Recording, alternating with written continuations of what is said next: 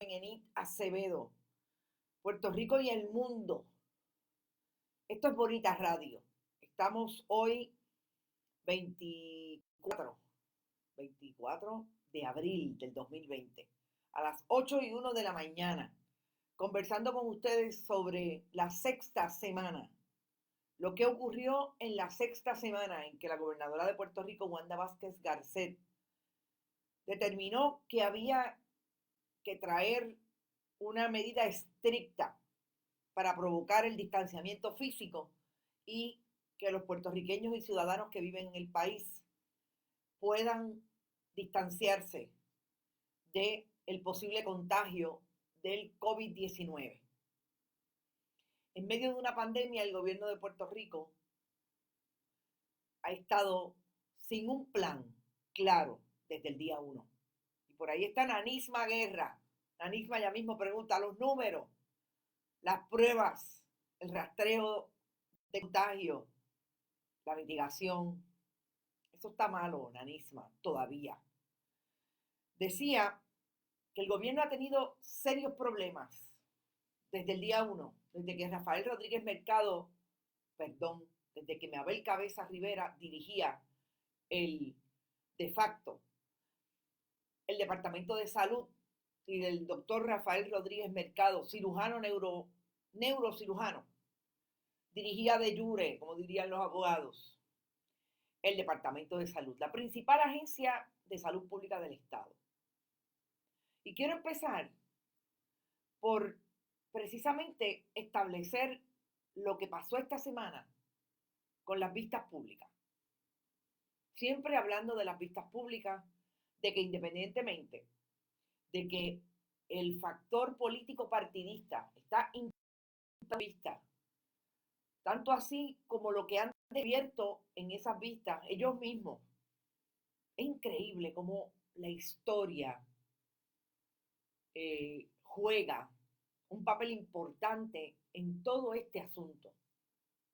Es que el Partido Nuevo Progresista nunca pensó que por estar en una campaña a matar para conseguir la candidatura hacia la gobernación, se iban a convertir en los investigadores de su propio proceso político de corrupción.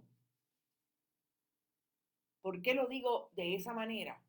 Porque lo que está haciendo el Partido Nuevo Progresista en la Cámara, Johnny Méndez, porque es el presidente de la Comisión de Salud, Juan Oscar Morales, es provocar que el país vuelva a ver cómo ellos se adjudican el poder y cómo lo ejecutan una vez ganan las elecciones.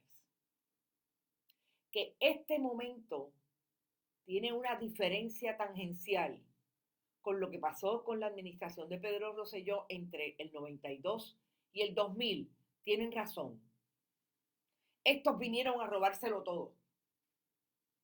Estos vinieron a colocar en las agencias a todo aquel y aquella que les rindiera pleitesía y les jurara lealtad eterna para poder crear una estructura en la que ellos tuvieran acceso a todos los contratistas que iban a tener negocios con el gobierno de Puerto Rico y así ganar no solamente para el partido, y esto es bien importante, sino también ganar para sí.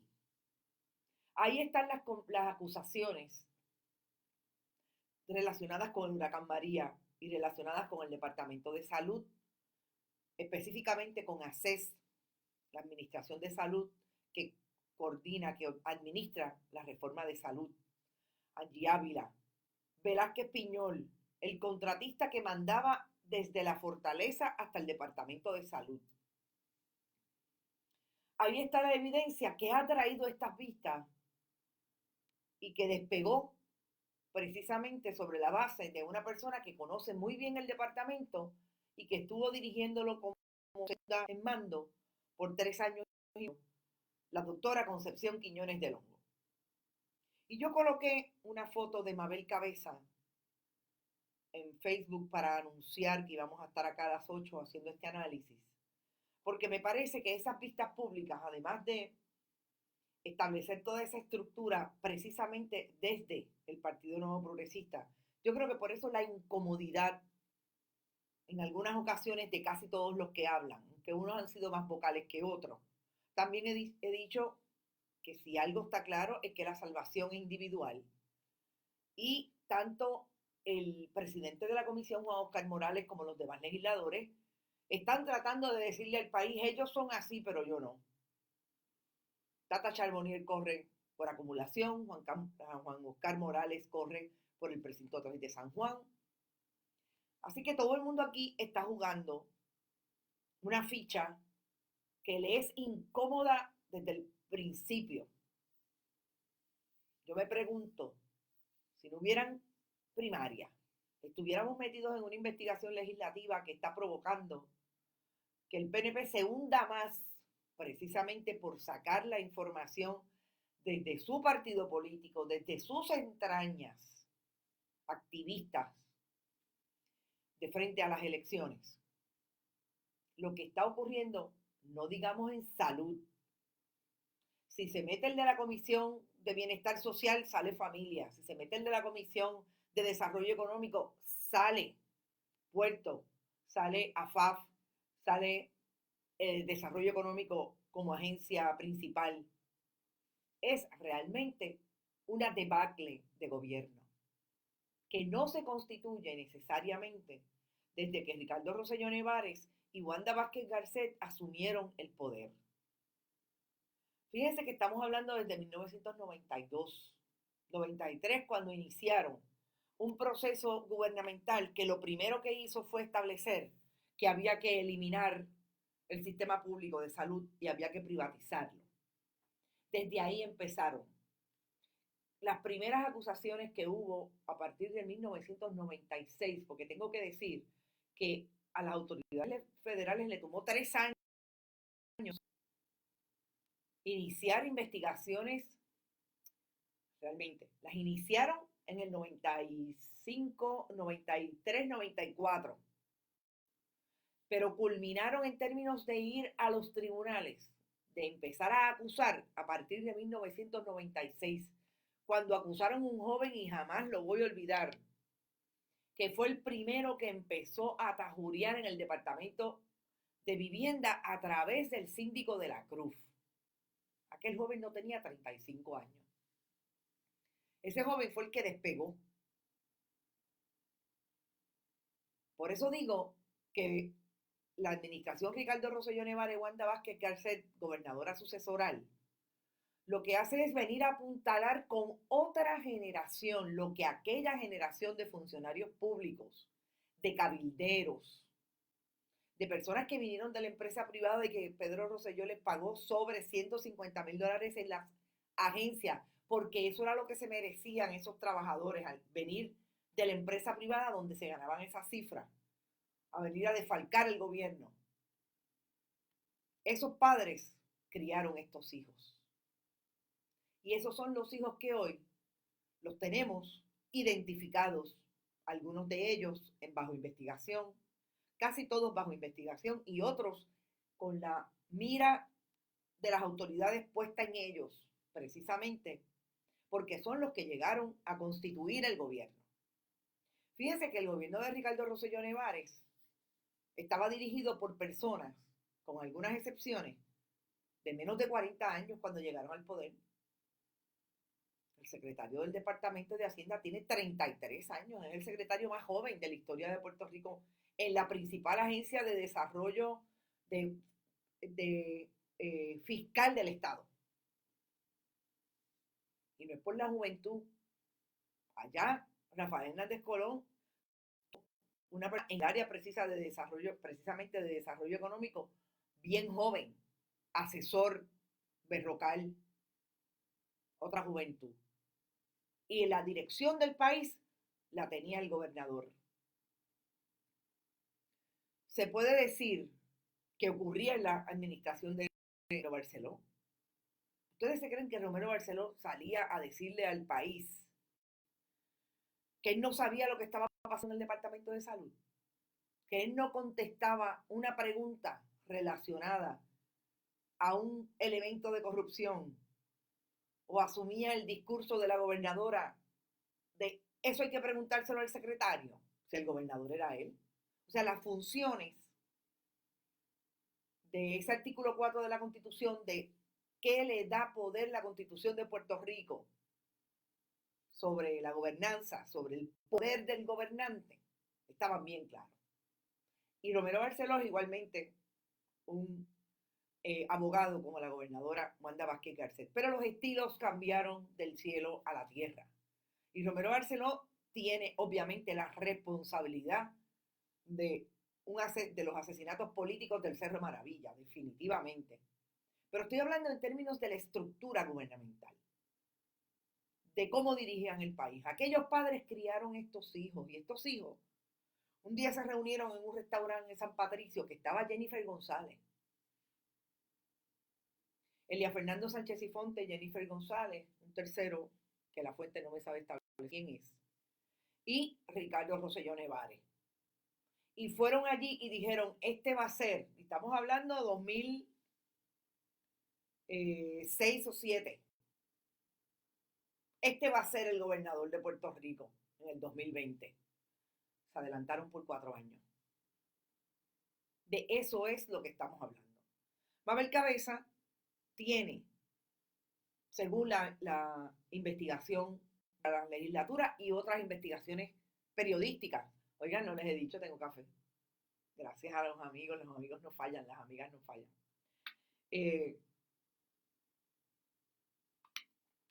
Tiene un esquema, crearon un esquema en el Departamento de Salud a base de Mabel Cabeza como la persona que iba a hacer el contacto directo con Elías Fernando Sánchez y Fonte. Todavía no sabemos quién era el contacto de Elías en salud, perdón, en Hacienda. Todavía no sabemos si había uno en familia. Pero tal y como nos están diseñando el mapa de acciones, ahora según la legislatura, debemos entender que tenía una persona en cada agencia. Pues Mabel Cabeza era la persona de esa agencia.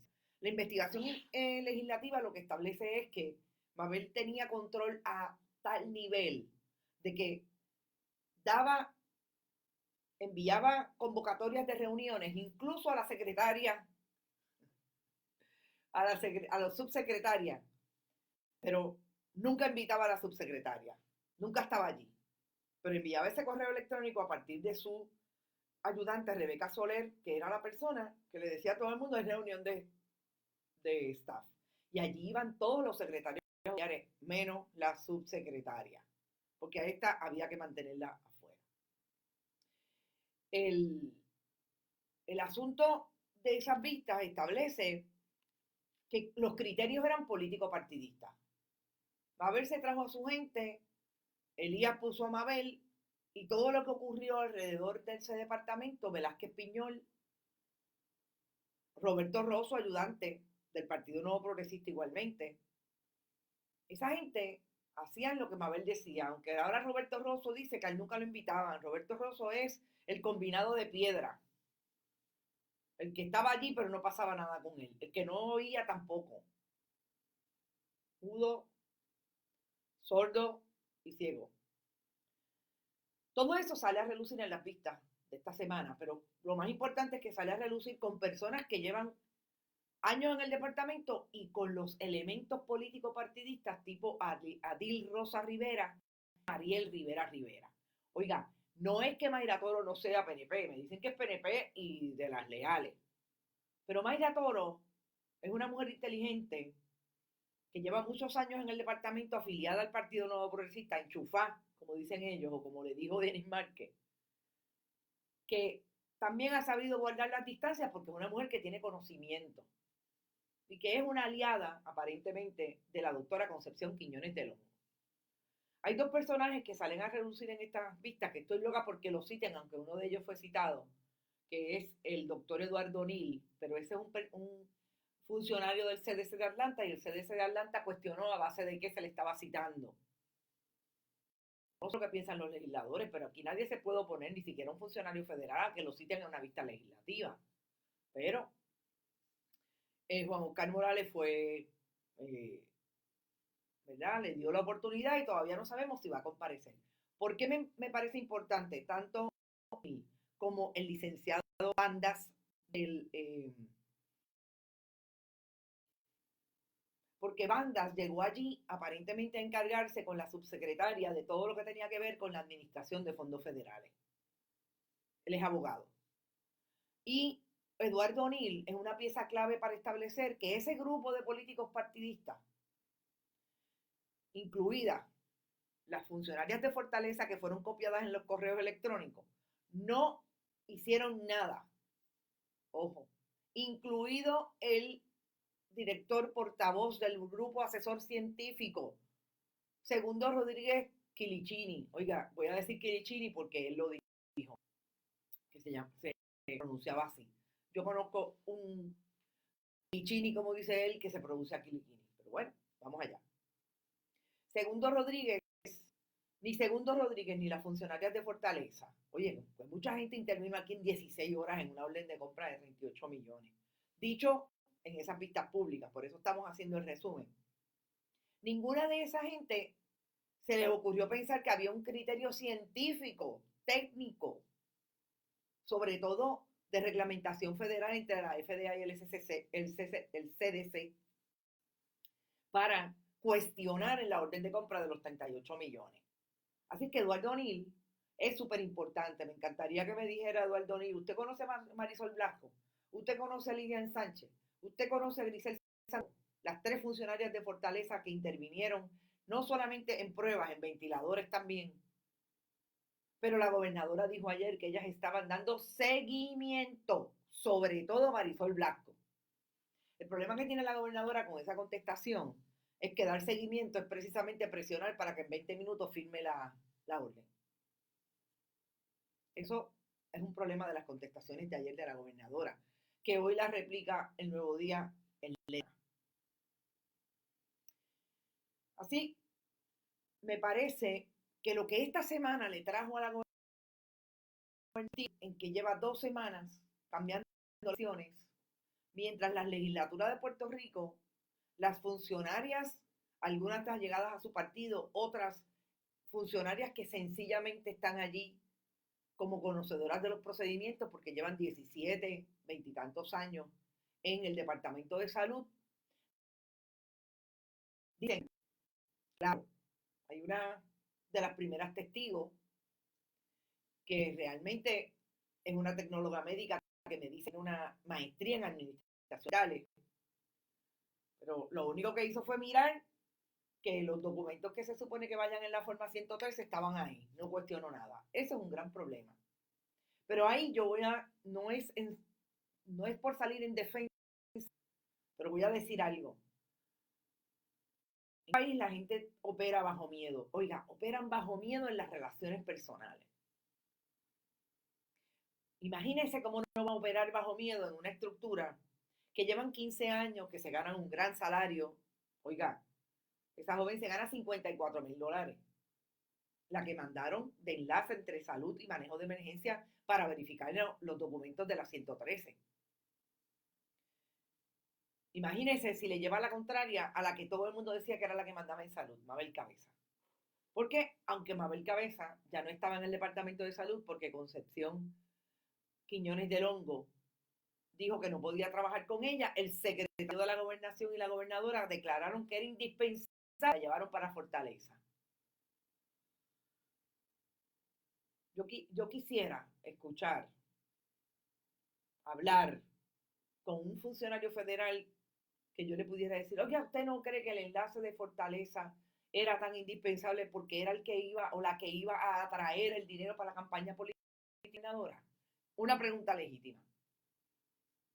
¿O es que la gobernadora se cree que no vamos a llegar a los números, que no vamos a llegar a los eventos de recaudación de fondos donde esa gente van a estar? O los van a traer en efectivo. Ojo, estamos en año de elecciones. Margarita López. Cáncer comienza en el ombligo, no lo atiendes, te comerá el cuerpo entero. Ay, María, qué buena analogía. Uy. Interesante. Esa analogía que hace Margarita me trae. Toda esta gente son médicos. Aquí, el que destruyó el modelo Arbona de salud pública es un médico, Pedro Rosselló González.